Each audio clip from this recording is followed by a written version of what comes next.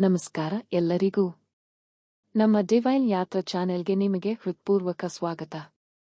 ಪ್ರಾರ್ಥನೆಯ ಶಕ್ತಿ ಮನಸ್ಸಿಗೆ ಶಾಂತಿ ಕೊಡುತ್ತದೆ, ಹೃದಯಕ್ಕೆ ಭರವಸೆ ನೀಡುತ್ತದೆ. ಇದು ಸತ್ಯ. ಎಲ್ಲಾ ಪ್ರಾರ್ಥನೆಗಳು ನಾವು ಕೇಳಿದ್ದನ್ನೇ ಕೊಡುತ್ತವೆ ಎಂದಲ್ಲ. ಆದರೆ ಮನಸ್ಸಿನಲ್ಲಿ ಸಕಾರಾತ್ಮಕ ಭಾವ ತುಂಬಿಕೊಳ್ಳುವುದು, ಭಯ ಕಡಿಮೆಯಾಗುವುದು, ಇವೆಲ್ಲವೂ ದೇವರ ಕೃಪೆಯಿಂದ ನಿಧಾನವಾಗಿ ಆಗುತ್ತದೆ.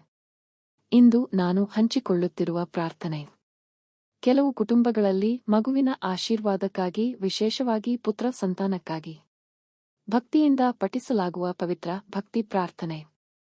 ಆದರೆ ಮೊದಲು ಒಂದು ಮುಖ್ಯವಾದ ಮಾತು: ಯಾವ ದೈವವೂ ನಾವು ಕೇಳಿದ್ದನ್ನು ಹಾಗೆಯೇ ಕೊಡುವುದಿಲ್ಲ. ದೇವರ ಬಳಿ ನಾವು ಕೇಳಬೇಕಾದದ್ದು ಆರೋಗ್ಯಕರ ಗರ್ಭಧಾರಣೆ ಮತ್ತು ಸುರಕ್ಷಿತ ಮಗು. ಅದಕ್ಕಾಗಿ ನಾನು ಈಗಾಗಲೇ ಗರ್ಭರಕ್ಷಾಂಬಿಕಾ ಸ್ತೋತ್ರ ನೀಡಿದ್ದೇನೆ. ಅದು ತಾಯಿ ಮತ್ತು ಗರ್ಭದಲ್ಲಿರುವ ಮಗುವಿಗೆ ರಕ್ಷೆಯ ಪ್ರಾರ್ಥನೆ. ಗರ್ಭಿಣಿಯರು ಆ ಸ್ತೋತ್ರವನ್ನು ಮುಖ್ಯವಾಗಿ ಪಠಿಸಬೇಕು. ಇಂದಿನ ಈ ಭಕ್ತಿ ಪ್ರಾರ್ಥನೆ ಕೇವಲ ನಂಬಿಕೆ ಮತ್ತು ಭಕ್ತಿಯ ಮೇಲೆ ಆಧಾರವಾದದ್ದು. ಆಶೀರ್ವಾದ ಕೊಡುವವನು ದೇವರು. ನಾವು ಮಾಡಬೇಕಾದದ್ದು ಭಕ್ತಿ, ಧ್ಯಾನ ಮತ್ತು ಸಕಾರಾತ್ಮಕ ಮನೋಭಾವ. ದೇವಕಿ ಸುತ ಗೋವಿಂದ ವಾಸುದೇವ ಜಗತ್ಪತೆ ದೇಹಿ ಮೇ ತನೇಂ ಕೃಷ್ಣ ತ್ವಾಮಹಂ ಶರಣಂ ಗತ.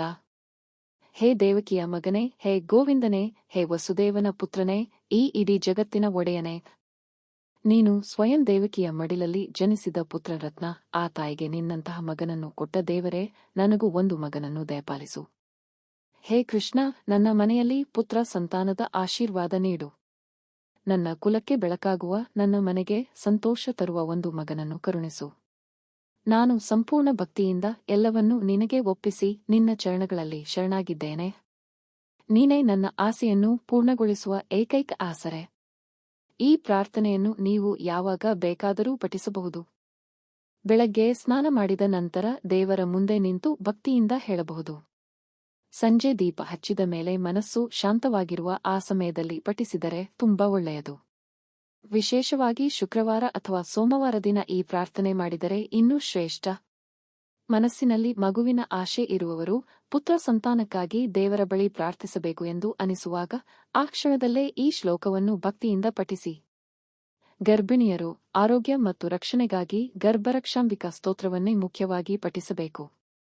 ಈ ಪ್ರಾರ್ಥನೆಯು ಕೆಲವು ಕುಟುಂಬಗಳಲ್ಲಿ ಆಚರಣೆಯಲ್ಲಿರುವ ಭಕ್ತಿ ಪ್ರಾರ್ಥನೆ. ಪ್ರಾರ್ಥನೆ ಎಂದರೆ ಕೇವಲ ಪದಗಳಲ್ಲ, ಅದು ಹೃದಯದ ನಂಬಿಕೆ.